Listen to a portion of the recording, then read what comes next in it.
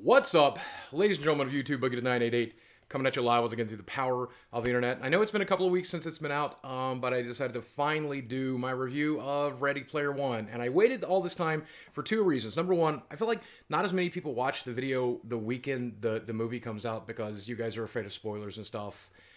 Which means I miss out on all the great ad revenue for the first couple of weeks, but I want more people to watch the reviews so you guys can hear what we have to say about the movie. Secondly, I wanted to wait till a couple of my friends saw the movie. This is my good friend Ellis and my good friend Jacob. And they're part of the streaming duo Big Breakfast. What do you guys primarily play? Like card games these days and stuff, right? Mostly card games, yeah. Right. And I think you just joined the crew. Yeah. And this, so I wanted these guys to join me. You can find their link to their Twitch channel in the description box below. Because I feel like it's more interesting to hear multiple point of views. And I think you guys expect pretty much neutrality from me. Like, I have trouble, like, crapping on a movie. I don't really know what to expect from Alice. I have no trouble crapping on a movie. And Jacob, well, I just expect Jacob to consume a movie and spit out hatred. That's pretty much what I expect from him. Like, what is your favorite movie of all time? Alien. Really? Alien, not Yeah. Aliens.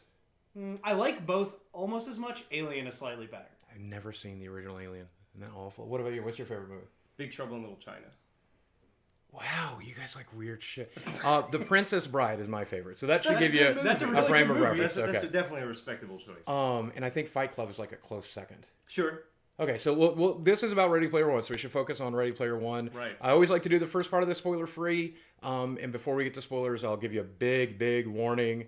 My general impression of the movie is I just loved it. I came out of it enjoying it the same way I enjoyed any Steven Spielberg film. I didn't expect it to be realistic. I didn't expect it to be true to the book. I've never read the book. Have you read the book? I have read the book. And have you read the book? I have not read the book. So for those of you who have not seen the movie yet, the book is drastically different, is my understanding, Yeah, right? it's very, very different. And it kind of has to be. Like in the book... Yeah, there's not really a way for them to do that book as a movie. I've heard in the book they do like a recreation of the movie War Games or something. Is that Yeah. You can't do that on the film. And they chose a completely different film to go into in this. I really like the choice of that, but no spoilers. So your overall impression?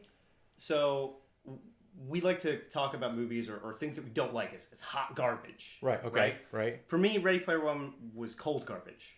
Hot garbage, you get a rise out of you. It stinks up the room. It's bad. Ready Player One for me was just kind of like, it was bad, but it's in a corner, and I don't even care enough. And you were giving me your impressions. You said you were just bored. It was very boring. It was difficult to stay awake. I didn't particularly get excitement or enjoyment, but also I didn't get hatred or vitriol like I normally which get. is every movie. Like Pacific Rim, he came out spitting hatred after the first Pacific Rim. I've never seen anything like it. And you like the second one or no? No, I liked it slightly more, but that's not saying much. I did not like the second one, but that's neither here nor there. I came out of the movie, I think the biggest thing for me is virtuality is a huge deal for me. And I grew up on books like Kilobyte and other books that kind of never read. It's so weird that I never read Ready Player One, but I love the idea of virtuality. And since virtuality comes out, I adore it. And I think you are kind of lukewarm on the whole concept. No, I like virtual reality a lot. Snow Crash is one of my favorite books. About you? I like stories involving virtual reality. If you mean the actual technology right now, right. I don't think it's quite there yet for me. Right, okay, yeah. But as a concept, I think it's cool. And it's there for me because I was playing the vector graphics, the 90-pound helmets, the vector graphics back in 1992. So I think that's I think the reason I enjoyed the movie so much. And I came out with the same feeling I got from James Cameron's Avatar, which I presume you despise. I would have to guess. It's too long. It is it's way boring. too long. Nothing happens. I think it's fine. It looks incredible, right? And you know, that matters. That's an important part of a movie. I came out of Avatar wishing I could go to there. Sure. And that's how I felt about Ready Player One, because I don't really like the world we live in very much. It's kind of a shit show. Oh yeah, like I couldn't even physically do most of the things they do in the movie because they're always on treadmills and shit. Sure. I would have to have a wheelchair in their version of virtual reality, right? But you know, even then though, it just seems like so much better than the real world because the real world's a bit of a shit show these days. And that's what I liked about this movie. It was like 2.5 hours of escapism for me. But overall, I think the CGI is without a doubt some of the best CGI I've seen. It looks really good. Right. That movie looks visually, yes. I don't like car chases and big robots moving and stuff like that. Right. They don't have a good sense of speed. The big robots don't have a good sense of weight. Right. They look good, but they don't have like a lot of presence, and that's hard to do with CGI. Right. And I kind of felt the same way in that regard. But then it kind of explained away, since this is virtual reality anyway. Sure. It doesn't have to be perfect. It's a video game. It's VR chat, right? Like not every character looks exactly the way they're supposed to in VR chat. I would be more interested in the movie of VR chat. Wouldn't that be so? Would you know the way? I to don't. Find... Oh man, come on. Yeah. And then I guess the sense of nostalgia, I think, is the biggest selling point of this movie. And so the original Ready Player One has nostalgia that I would remember, but that's way out of your age range because you're like in your 20s. Most of it is out of it, right. But I mean, a lot of the older movie references and game references and stuff. I had older people in my life. Have you seen War Games, for example? Yeah. Okay. But that would have definitely, I would have preferred, I think, to see that movie. Sure. Because there's like references to like Pac-Man and stuff like that that are just missing from this movie. And so Yeah. you guys are the right age demographic for the nostalgia for this movie. But since I'm a perpetual man-child, I still get all the references. But, I mean, was the nostalgia a factor at all? Did that get you going? I got it. Like I definitely saw it. It just doesn't do anything for me. It just kind of feels like they're trying to market test me and pull all my strings to get my money. Because like Ernie's book, I think, is designed for straight white men in their 40s, right? Like I think that's the target demographic, and that's me. And so this movie seems like it's more for straight white men in their early 30s and late 20s, which is where you guys are. And so I feel like that's one of the biggest misses here. Is I really felt like he could have been more encompassing from, and again, the Atari 2600 and stuff like that is in there. I felt like he could have been more encompassing and keeping more with the book, and then also updating it for all the nostalgia that Ernie couldn't have known about or included in the book because it was just happening then when he wrote the book. So that book came out in 2010. So I think one of the weirdest things about it to me is that whatever they're nostalgic for hasn't even happened yet because the book takes place in 2040 something, if I remember. So we don't even know what about the aughts and the teens that they would be nostalgic for. Sure. But I've heard a lot of complaints of people saying that the nostalgia is a bit of a miss here, and so for me it was okay. And I think it's pretty much the premise for you guys. For the most part, yeah. I recognized a lot of the stuff, and I'm sure there was things I didn't recognize because I wouldn't know what they were, but I just didn't care. It just felt like they were showing me things to say, hey, do you remember this? Right. They were trying to evoke from me a feeling that these other better things evoked, but without backing it up with their own thing to evoke feelings from me. And then they were relying on previous experiences, right? And not adding anything. And then even one of the things that really frustrated me there, and I won't get into any details of what is and was not in the movie, is there's so much stuff that I was expecting to see and expecting him to take forefront, and I missed entirely. And I've been told that they were in the background, like certain properties or certain things. Sure, yeah. I think Jenny Nicholson, I watched her review, and she mentions there were very few furries.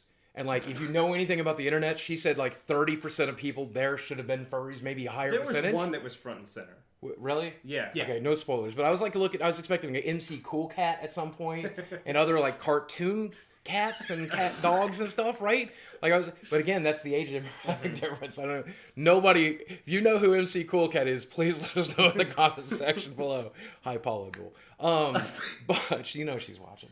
I think my problem with exactly what you're saying, like, oh, where's MC Cool Cat, right? Right. Is that they don't even the whole movie is about references and these like very subtle pop culture things that only real fans would get.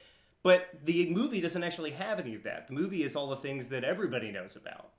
Right. The movie is full of things like, I mean, there's like a Thundercats. But there's shtick. Yeah, very mild. Like, where were the Transformers again? But again, I understand that like Spielberg was able to pull a tremendous amount of strings and get a ton of properties that should not have otherwise been all in one movie. And I get that, but there's so many important references that got left out.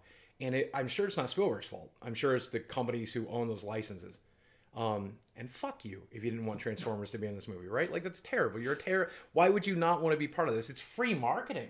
And they were probably paying for the license. Hasbro. Right. So Wizards is owned by Hasbro. But more importantly, whoever makes the Transformers movies with Michael Bay, they probably have the license for the that rights. Makes sense. To so it's show not up on the Silver Hasbro Screen. as much as it is. And everybody in this room plays Magic at the Gathering, so we have some reason to be mad at Hasbro at any given moment. Right, all the time. Right. Constantly seething. And then finally, let's talk about casting for a little bit. What do you think of the overall casting? I felt like everyone in the movie, I guess it has to be this way because it's a movie, but everyone in the movie is super attractive. And that's really weird to me. Yeah. Especially when one of the central themes is like, hey, you don't know me in real life. You don't know what I look like. I could be hideous. And I am. Right. You'd be disappointed if you met me in real life. No, dude, you're gorgeous. And there's a minor spoiler here, and if I remember correctly, you see her in the trailer, but one of the female characters in the book is portrayed, as I remember, being slightly overweight. Yeah. And not very attractive. Yeah, that's and kind of and then when the casting for her in this movie is certainly a very skinny, very fit, good-looking young lady who just happens to have a one minor flaw. And that's very Hollywood, and that's kind of disappointing to see Spielberg do that. Also, is there a young Asian boy in the book? Do you remember if one of the characters? I don't remember. I think that's just a Spielbergism. I think Spielberg just likes young Asian kids in his movies. Whoa. And right, like it's Easy there. Was like there's Data in Goonies, and there's the Mr. Jones, who's the kid from Short Round, right? Uh-huh. Like and so I was like, well, we got to get a young Asian boy in these movies, There's right? two. Okay, well, all right. So I guess we're getting to the spoiler section. Mm-hmm. So warning. If you haven't seen the movie and you care about spoilers, now would be a good time to tune out. Feel free to come back when you have watched the movie. Overall, before we send them off, would you recommend seeing this movie in the theaters? Would you recommend seeing it at home? Or would you recommend passing it all together? I would say if you're going to see this movie, I think seeing it in a theater is the best place to see it. I think unless you have a really nice home system, because you're not going to get a lot from watching it at home, especially because you want to look for finer details. I think you're going to get a lot from rewatches. But if you're going to pirate it and watch it on a small computer screen, it's a terrible place to watch it. You should definitely watch it on a bigger screen. And I think it's worth the $10 price. What do you think? You have Movie Pass anyway. I think if you think you will get any amount of enjoyment from seeing your favorite property on the big screen, you should go see it. I mean, it's not the worst way to spend 2 hours. It's pretty fun, I guess. And I think that, honestly, I would recommend you go see a movie that's worse. Because then you'll get a rise. You'll get to be mad about it. You'll get to be like, man, what a fucking shitty movie. And you'll get to hang out with your friends and talk about how bad that movie is. And I really do think, like, if you're crazy about VR and you want to see what is ultimately an almost dystopian future built around VR, because it is, like, they don't do anything in the real world anymore. They just live in which is one of the central themes to the movie. They just live inside the Oasis now. And so it's kind of a dystopian future to anyone who doesn't hate the real world as much as I do. But if you're me, it sounds like heaven. Let it all burn while we play video games until we're dead, I think. But beyond the VR draw, I guess the real draw is the nostalgia, right? Because it's not technically a good movie, right? It's fun, and it's a good use of 2 hours, but it's not groundbreaking. It's not anything that I think we were all hoping it would be, right? Yeah, it's fine. I'll say I wasn't really. If you think you might have fun, you probably will. Sure. See, I would pin so much of my hope to this movie. I was so excited. Okay, so spoilers. What's your favorite thing about the movie? What's your least favorite thing? Well, give you time to think. What about you? Okay. My favorite thing about the movie was the music. Because it's a really good soundtrack. It clashed with the movie so much, it just like didn't even know what movie it was in, and I really liked that. I liked just they picked good music. I think my favorite part easily is so in the book they recreate one of the creator's favorite things, and one of the tests is to go through War Games and to get it 100% accurate. And you're supposed to have studied him enough to know that War Games is his favorite movie, so you're supposed to memorize War Games, and that turns out to be one of the big tests. Right. So in the movie, that is replaced. The first test is kind of stupid. It's a race, and everybody races because they think it's a race. And this is my least favorite thing in the movie. This is the reason I bring it up. My roommate Chad, he looks at me and he's like, "Why would they not figure that out within the first 3 minutes? It takes them 5 years to figure out the test." But I don't know if you're aware of internet culture, video game culture, but we do everything wrong on purpose. So the key to beating the first race is to drive backwards. And why would someone not have done that like 30 seconds in? Sure. Like immediately, and the first time the race not even was trying to win, right? Just trolling, and just fucking around. And I guess Spielberg's premise, and Ernie helped write this as well, so I guess their premise was everyone would presume you have to win the race, and no one's ever won the race, so that seems like the most obvious choice. But everyone would have picked apart the code bit by bit. They would have looked at every corner. They would have went around every building, and certainly someone would have driven backwards. And so the whole hook of him having to study the archives to find this one isolated thing that only he ever figured out is just like so absurd. It just kind of destroys the illusion for a little while for me. It felt constructed to make the character seem much smarter than he actually was. And I think at the end of the day, we have to keep in mind that Spielberg and Ernie are writing this for audiences who aren't us, who aren't as good at video games, who play video games and know the culture and know that speedrunners exist and know that hackers exist. So I think he's having to communicate it to 10-year-old kids who also are hackers and speedrunners, by the way. But that's what I don't but get. also to their That's parents. Why it seems like a missed mark. Right. I think it's partially to the parents. Sammy, do you want up? Come on up. Good boy. If this movie is meant to be for us, if this movie is meant to be for nerds who get all these references, then he must know that every single nerd who sees it is like, well, hang on, this is not in any way a portrayal of... That's what speedrunners do. They just bash their faces into every corner of a game. Until they hack through a wall. Something breaks. Until they realize there's a secret hidden track underneath it and drive backwards on below King Kong. Sure. Until they come out on the other side. How would you miss that? It seems so obvious. But disregarding that, I think easily the best part is where they replace War Games with the movie The Shining. And that's one of my favorite movies. And I love the reference that Stephen King hated the Kubrick version, and Kubrick didn't much care for the Stephen King version, which of course is Stephen King is my favorite author. And going into that movie, and they obviously couldn't cast Jack Nicholson for this, and didn't want to CGI him, so you never see him. And instead, it's the woman from the bathtub in the room with an axe. That kind of annoys me, but changing it to fit the scenario is fine. I'm sure the creator would have done that. Yeah. I guess. I don't know. It feels like they took The Shining and they just kind of ripped out the subtleties in it. And we're like, here's some zombies with axes. But I kept wondering how they filmed that, because obviously that set can't still be around. So did they do composite stuff? Was this green screening? Was it CGI? Was it some combination? Because it looks so much. But that's the thing. That set was so expensive and bizarre and impossible to build. I don't think it would have been... Because Kubrick, if you ever watch a making of The Shining, and I know way too much about that movie, and I knew way too much about the making of it, he built that set. It was one of the most expensive sets they've ever built. To rebuild that, I don't think Spielberg would have done it.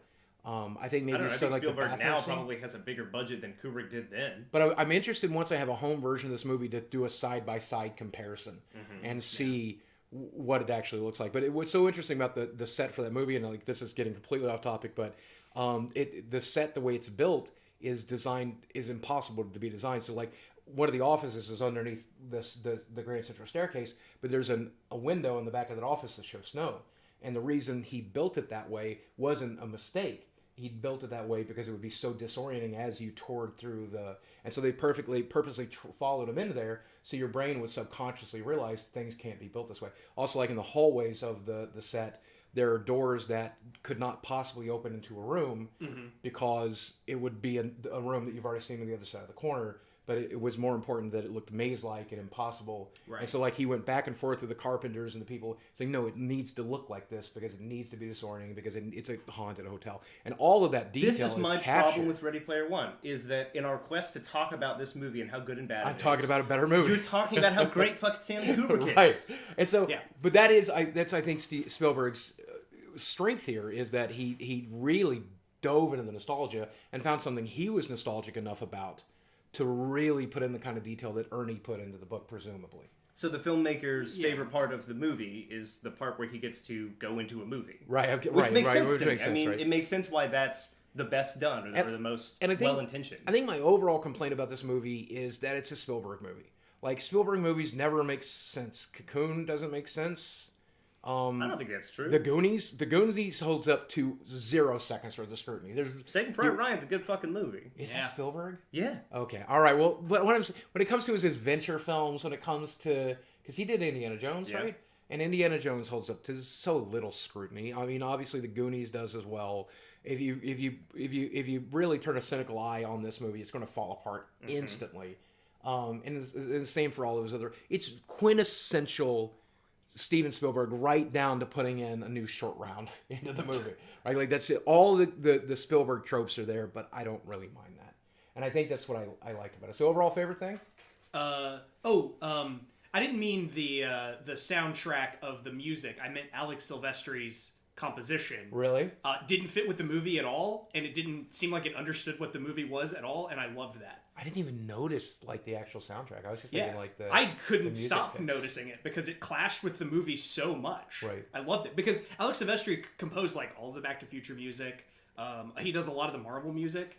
And it didn't fit in this movie at all because it was all light and upbeat the whole time, and it completely ruined any tone that could have been like the car chase where they're bumping the van and it's really dangerous. The composition is just like it was like uplifting. Yeah, it was When it shouldn't weird be. and it didn't fit, Right. and that was my favorite part because it was good on its own and it just didn't belong. It to the almost movie sounds at like your least favorite part as well. all. No, my least favorite part was the rest of the movie. Okay. My I least told favorite you part- he consumes media and spits out hatred. He literally hatred is his poop and everything is his food. Your favorite part? My favorite part was probably the dungeon cubes or whatever they call them in the movie when our heroine gets captured by IOI and she's put into this loyalty box. Oh, they're like Right? yeah, like the Yeah. Those actually did look good. Yeah, they looked cool. They were one of the few things in the movie that like felt like it could really exist to me.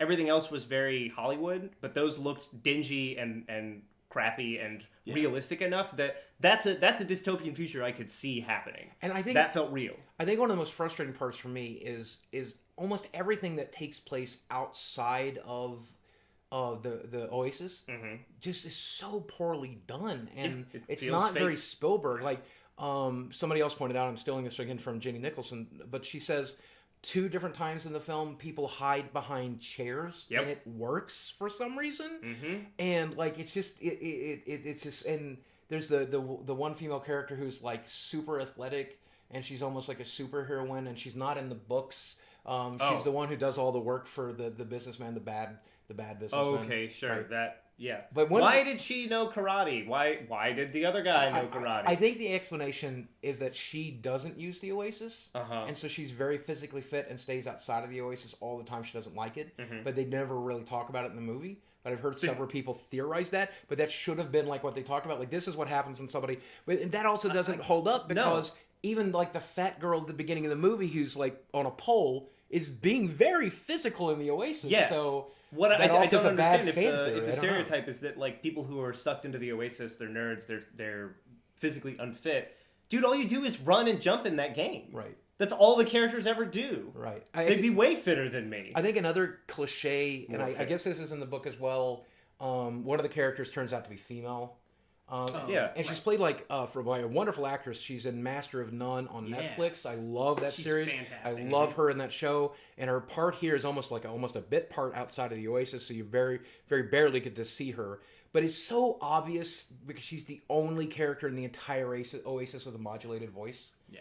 And it's like super frustrating because I would have expected other people to have modulated voices, especially with cartoon characters or things along that lines.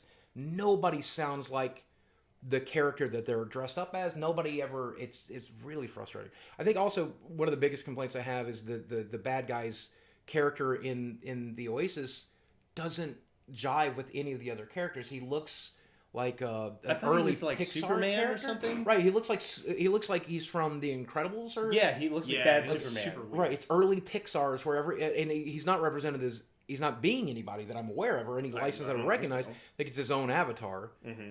Who's the guy from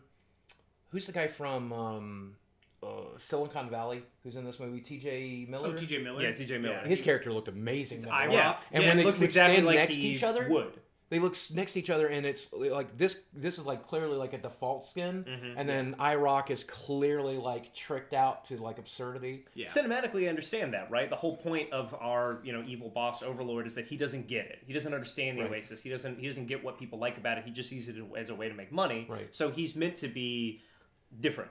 And I right? think- He doesn't fit. And I think that's what really clashes. It really threw me out of the moments that he's in the scene. I'm like, oh, that just looks so bad. Is that bad on purpose? Is that bad because they didn't get it right? So least favorite thing? My least favorite thing, Jacob already took it, but The rest of the movie? yeah, probably the ending. So this is definitely very spoiler heavy, right?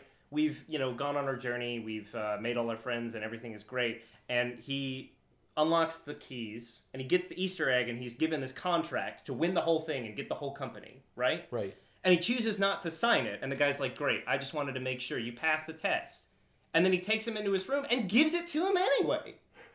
It is. What was the point of the test? I think, again, the point to me that there was that he originally screwed up everything by signing everything away. Yeah. And so he wanted to make sure this guy would never sign everything away. And then the biggest clash to that is the other owner of the Oasis is like, here's what you need most is lawyers now. Yeah. So here's exactly. What do the lawyers Also, make if you he- do? They make you sign If he papers. signed him out, right? Right?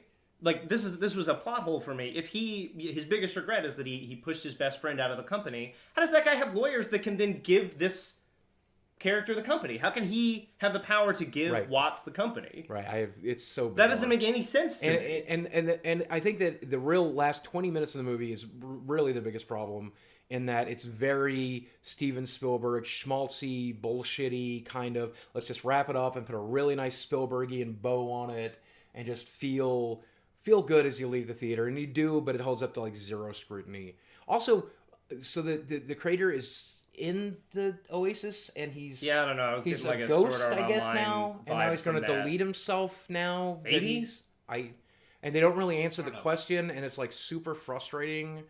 But by then, you're just like, you've had so many frustrating things happen. Mm-hmm. You had to make the choice either you're going to like this movie and just suspend disbelief to absurdity, or you're going to hate it because it doesn't hold up to any I don't know. scrutiny. Like, some of that Right. stuff, it takes me out of it. It ruins my ability Right, to suspend my same. disbelief. And at that point, I was just like, you know what, whatever. It's a video game movie, but a good video game movie at that. And I think that's a fair comparison. I think you can say this is one of the few good video game movies, but only in that light. Only when you compare it to... I think it's good because they threw $800 million at it. I Right, think and it's that's good it, because right. it looks It's fantastic. really Like, polished. it always would. I think And the- that's it. I That's think- what it's got. I think, and again, the biggest thing that frustrates me is the love story, which is so shoehorned in here.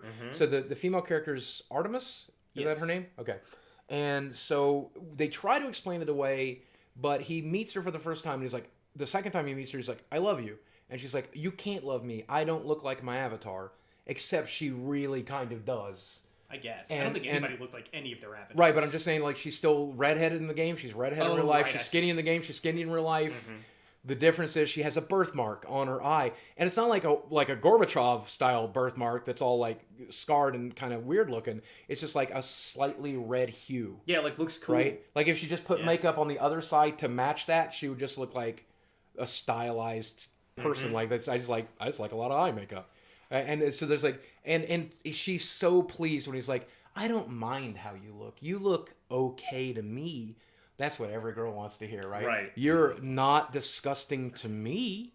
That's what trust me, I've said that to women, and women have said that to me. It is a definitely boner killer, I'll tell you that. So, No, you look fine to me. yeah, I could stare at you if I had Yeah. to. Okay, well, thanks. That's true love, right? But I guess they try to explain it away because he's like, I watched all her Twitch streams or all of her. I think do you actually Yeah, he do says say Twitch walkthrough streams? and Doesn't he he? says I watched Twitch, all her walkthroughs and all her Twitch streams, and so like he has a preconceived notion of who and what she is. So maybe it is easier for him to fall in love. But then why does she fall back in love immediately? She has a great line about that, which she says, and it's like one of the only kind of poignant points in the movie, Right. which she says, you don't know me, you only see the things that I put out that I Right. want you to see. That's what you love. That's not who I really am. Which I think as a creator rings super true, Sure, right? right? But That's it's what true you do for a living. And we talk about that all the time, like on the channel. It's such a social media thing to get, and that's why I really like that line quite a bit. Yeah. Because again, nobody puts their true selves on social media. You don't put you eating pizza on the toilet on social media. You put your vacations on social media. You put whatever. And in the Oasis, certainly you're going to be that way. Yeah, right? absolutely. But But then that's never referenced Yeah, again. the movie they backs just- off of it immediately. completely backs off of it. and they also happen to like just be in the same town in this movie. Where the Everybody books, they're, lives like, in Columbus, Ohio. Right, which What the is- fuck? The company is in Columbus, Ohio. The lawyers are there. Everybody is already there. the Sixers. Yeah. Which in the book are referred to as suxors. They hit. Yeah, they I think so, yeah. Because why? Well, that makes sense. Because that's. I mean, Ernie, I love you, man, but wow, come on, dude. Yeah, that's a bit much. But I guess we did talk about that. We did talk that way at the beginning of the internet. But that book was written in 2007 or 8. Yeah. So we weren't talking like that anymore. It's not Not anymore, but yeah, like right. lead speak, that was a big nerd deal. I remember. But overall, again, I think it's a good use of 2 hours. And if you got nothing better to do, you got Movie Pass like this guy does. Yeah, absolutely go see it. I mean, Right. there's no reason not to. It's a definite renter if you got a home entertainment center. Did you guys see it in 3D, IMAX, anything Absolutely like that? not. No, Right. definitely not. Yeah, I've heard the people who've seen this movie in 3D have all said, I don't normally like 3D, which is weird. Then why did you see this movie in 3D? I've had several people say, I chose to see this one in 3D. One thing I want to end on is the licenses that were there and the ones that aren't. So Okay. obviously, I did not see a Transformers. Did you see a Transformer anywhere? I didn't. think so. No, I didn't see one. And so there could have easily been one of the background and like one of the giant war scenes or one of the. And that's one of the reasons I think this would be a good movie to purchase digitally and just rewatch every once in a while in the background while I'm playing video games or playing card games, because I will look up and see, oh, I didn't notice that the last time. I was told there were stormtroopers. Did you ever see any I stormtroopers? don't think so. I didn't see any, but I wasn't looking for Right, them. and Star Yeah. Wars is a big part of the original book, if I remember correctly. I don't remember, but I haven't read that book in a while. Okay, So it probably is. But I've heard it was a big part. And they like the Millennium Falcon gets a mention, but I never remember seeing Darth Yeah, I Vader. remember I that. never remember seeing Princess Leia, Mark Hamill, Yoda, anything like that. It's Star Wars being represented. And again, I've heard that Disney worked with them a little bit, was very hesitant. And this is not a Disney film. Who made this? It's obviously not Disney. Paramount?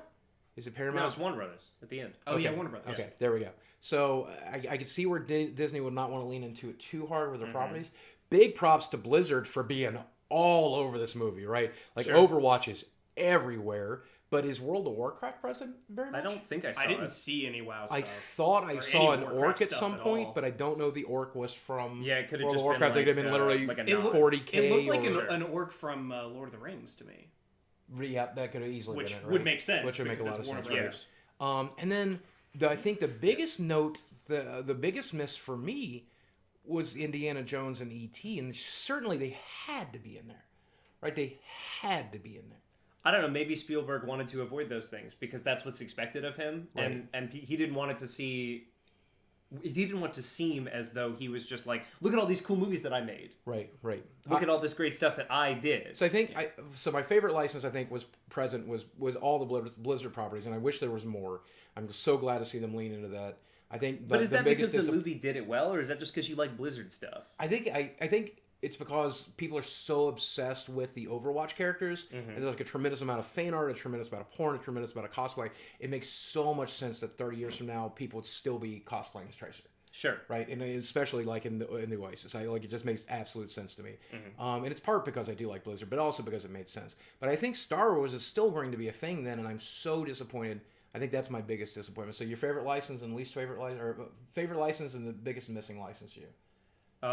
Let's see. My favorite license. I mean, I don't know. Tracer's a great character, and she's done well in that, right? She Right. pops. She looks like she belongs in that world. Yeah. I never really watched Gundam growing up. That Gundam looked fantastic. It really did. I actually right? really liked that part of the movie. Yeah. And my least favorite was Mechagodzilla because I loved Mechagodzilla growing up. And it was terrible. That was what I was thinking of when I said that like the big monsters have no weight to Yeah, them. he really. He looks like he's floating around, and he's supposed to be a giant metal monster. Right. Which is one of the things. The rules of the Oasis is, I think, another Don't really think sticking about point. that. That will fall apart. Because obviously, the character who's playing a male character, his best friend, is able to fix code. H is able to fix code, and I don't know how any of that's supposed to work. And are there rules? And if you're able to create items, like if you can create a Mechagodzilla, then why wouldn't you just make the most powerful thing in the whole game? Sure. But maybe there's rules. Maybe you find items that allow you to create things. You can't right? go down that road. Right. There's too much And that's that why does not hold. Right, and that's why I wish. I think that's the reason to read the book. It's because I hope the book goes more into that. Does it? We have someone here who has read the book. I mean, I know it's been a while. It's been a minute. So the stuff that happens in the book is a lot more low key than giant battles. I don't remember H ever really like working on code or talking about modding the game too much. Right. The book mostly focuses on him doing the challenges, which are puzzle based. They are. This is spoilers for the book for anybody who's worried about that. One of the challenges is, like he said, the War Games thing, where you just have to know everything that happens in War Games, and you just have to reenact what happened in the movie. Like literally word for word. Word for word. Right. One of the other challenges is the Tomb of Horrors, from first edition Dungeons and Dragons. Yeah. Ooh, see that So sounds like... he has to like go find a pole and go find a sand pit and poke around in the sand pit till he finds the latch, and he just has to go do the Tomb of Horrors.